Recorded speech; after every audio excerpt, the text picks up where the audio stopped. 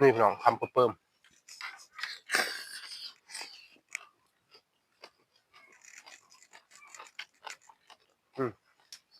ข้าวลำ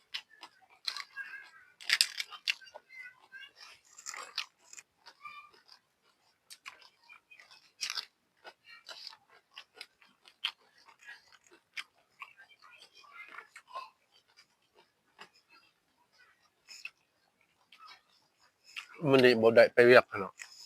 ทุกเชิญอยู่เพื่อนไผมันช็อตอันน่ะช็อตคัดเพื่อนไปเท่ากับมันช็อตแป้งไฟหมดนี่บ่ได้ไปเรียกครอบแน่นอนมันจะเป็นเด้